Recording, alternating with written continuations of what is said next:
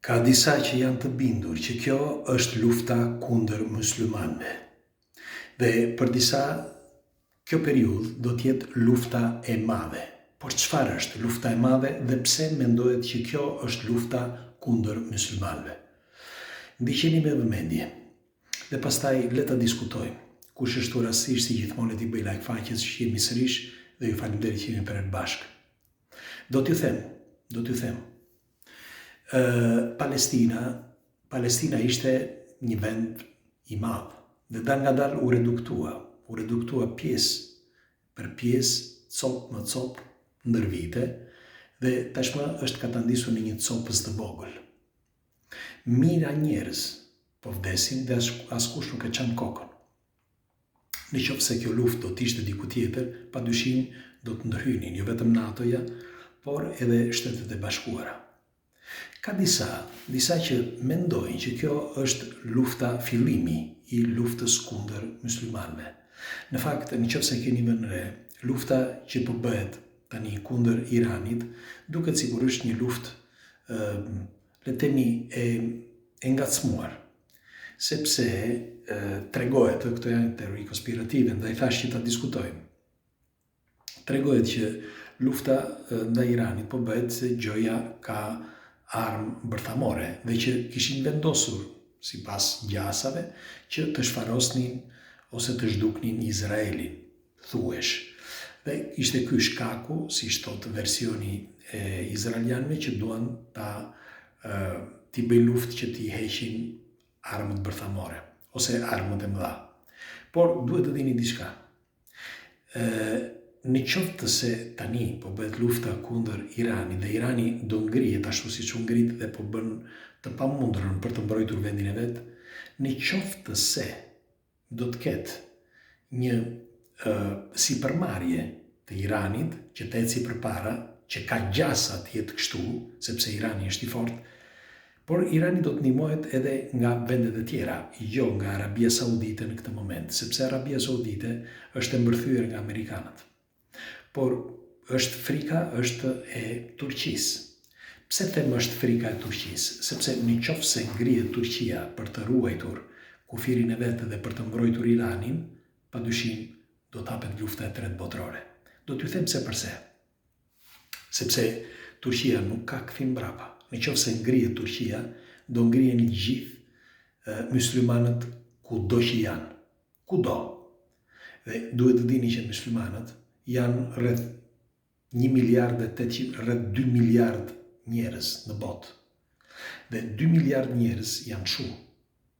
Kështu që muslimanët kanë dhe një diçka tjetër. Muslimanët janë tepër të vendosur. Pra nëse ngrihen, janë të vendosur që të shkojnë deri në fund. Dhe ja vlen që të bëhet kjo luftë, unë nuk e kuptoj. Pse duhet të ngacmohen tani këto relata, sepse deri dje kishin relata të mira, Irani dhe Izraeli. Pse duhet të ngacmohen tani në këtë moment dhe të bëhet kjo rrëmuj? Megjithatë, siç thash, le ta diskutojmë. Dikush pretendon që kjo është lufta e madhe dhe e ngacmuar nuk diskutohet nga vendet e zhvilluara, sepse në për tekstet antike të besimeve fetare islame tregohet që kjo do të jetë lufta e madhe dhe muslimanët do kenë një dyndje, si themi, dhe do marrin hovë, të paktën kështu thuhet në për tekstet antike. Dhe ka disa konspiracionistë ose disa njerëz që pretendojnë që kjo është lufta, pra ky është fillimi. Dhe në qoftë se ngrihen, siç u thash, sepse ngrihet tani u ngrit Irani, sepse e ngacmoi Izraeli. Por në qoftë se Irani, siç u thash, merr hovë, atëherë do futen edhe vende të tjera. Do futet për shembull Amerika ose do futet NATO. Por në qoftë se do futet NATO dhe Amerika, ka gjasa, siç u thash, që të ngrihet Turqia ose vende të tjera, ose ndoshta dhe Emiratet të ngrihen për të ruajtur vendet e tyre. Dhe në qoftë se ngrihen ata, do ngrihet edhe Evropa. Dhe e kështu me radhë. Pra do të jetë një sulm nga të gjitha anët, ku nuk do merret vesh më, sepse ky është vetëm fillimi i luftës së tretë botërore, asgjë më tepër. Nga ana tjetër, ju e keni parë që është një situatë tepër delikate në Rusi, sepse Rusia kërkon vendin e vet që është Ukraina dhe gjithë bota nuk do që ta lëshojë Ukrainën ukrainasit. Nuk duan që ta lëshojnë, dhe duan ta mbajnë për vete. Në fakt, pa patur kritere të dobishme ose kritere për të futur atë vend, pra Ukrainën në Evropë, Evropa është gati që ta fusë në Evropë, edhe pse nuk i mbush të gjitha parametrat Ukraina. Dhe si ju thash që kjo është një situatë vërtet delikate, sepse në qoftë të se do të ndodhë që do të preket Irani nga vendet të tjerë, pra të futen edhe Amerika, apo ku ta di unë, apo ndoshta edhe Evropa, padyshim do ngrihet Turqia, dhe në momentin që ngrihet Turqia, ngrihet edhe Evropa. Nga momenti që ngrihet Evropa, ngrihet Emiratet të gjitha, pastaj edhe gjysma e Afrikës, sepse edhe gjysma e Afrikës janë musliman. Pastaj ngrihet gjithë Anglia e tjerë vendet nordike, sepse duan që të ruajnë Evropën dhe Amerikën, meqense janë gjithmonë edhe ata flasin anglisht, janë amerikanë. Dhe në këtë kohë do ngrihet edhe Rusia pastaj me Kinën kundër këtyre.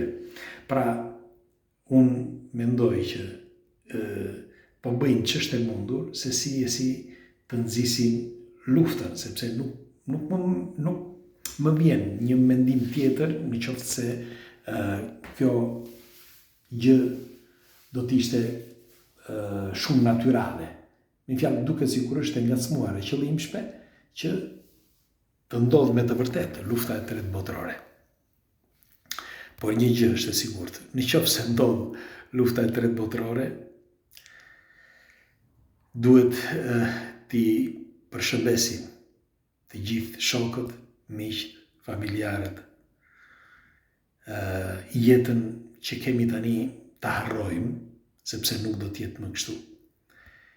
Dhe më vjen keq që ta them, sepse kemi ardhur deri tani, kemi vuajtur shumë, jo vetëm Breziun, por gjithë njerëzimin në përgjithësi, dhe është vërtet për të ardhur keq që të prishet çdo gjë përse për një cop vend, sepse asgjë nuk kemi sjell dhe asgjë nuk kemi marrë dhe nuk do marrim kurrë me vete diçka. Dhe sot nuk ka më shtete, sot është gjithë bota. Me fjalë, ti në qoftë se do të jetosh mirë, shkon atje ku gjen punë, gjen para, ose i bën parat. Pra ti shkon në një vend që për punën që ti ke, dhe ti je shtetas i atij vendi. Pra nuk je më shtetas aty ku ke lindur. Kështu që sot nuk ka më nacionalizëm. Dhe duke menduar këtë, për të gjithë e them, duke menduar këtë, nuk e kuptoj që pse disa shtete, si për shembull Izraeli, që mundohet me të gjitha mënyrat me kundër Palestinës, ose Palestina kundër Izraelit, ose tashmë Irani.